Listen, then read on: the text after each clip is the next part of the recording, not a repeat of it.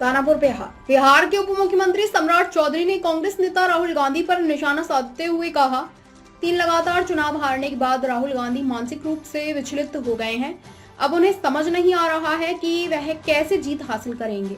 उनकी पार्टी लगातार चुनावी असफलताओं का सामना कर रही है और इसका असर राहुल गांधी की सोच और रणनीति पर साफ दिखाई दे रहा है। जनता अब कांग्रेस को गंभीरता से नहीं ले रही है और इसका मुख्य कारण राहुल गांधी की दिशाहीन राजनीति है। राहुल गांधी जी का मानसिक रूप से बीमार हो गए। लगातार 3 बार चुनाव हारने के बाद अब उनको ये बुझा ही नहीं रहा है कि हम कैसे जीतेंगे। जो आदमी 50 साल पूरे कर चुके हैं, उनकी ये मानसिक स्थिति रहेगी, अत्यंत ही दुर्भाग्यपूर्ण है।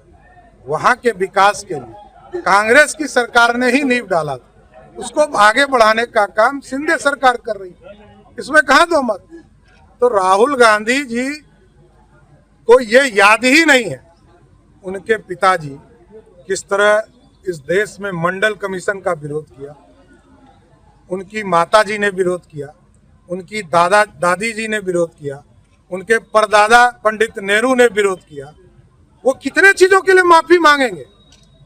इस लोकतंत्र में, बिहार जैसे लोकतंत्र में और देश के लोकतंत्र में, यदि आज हम दुनिया के मानक पर खड़े नहीं हैं तो उसका दोषी सिर्फ और सिर्फ राहुल गांधी का परिवार है। जिस तरह बिहार में सिर्फ लालू प्रसाद जी का परिवार दोषी हो सकता है, उसी तरह देश में राहुल गांधी का परिवार दोषी है। एकदम स्पष्ट है। बिहार यदि पिछड़ा है तो लालू जी के चलते, यदि देश पिछड़ा है तो गांधी परिवार के चलते। आज यदि ओबीसी का बेटा भारत सरकार में सेक्रेटरी नहीं है तो क्यों नहीं दोषी? क्योंकि मंडल कमीशन भाजपा के समर्थन से 90 में पारित हुआ और इनके आदरणीय पिताजी राजीव गांधी जी विरोध करते रहे। यदि श्रीमती इंदिरा गांधी ने इसको पास किया होता, पंडित नेहरू ने पास किया होता, तो आज हमारा सेक्रेटरी, आधा सेक्रेटरी भारत सरकार में हमारा होता, ओबीसी का होता।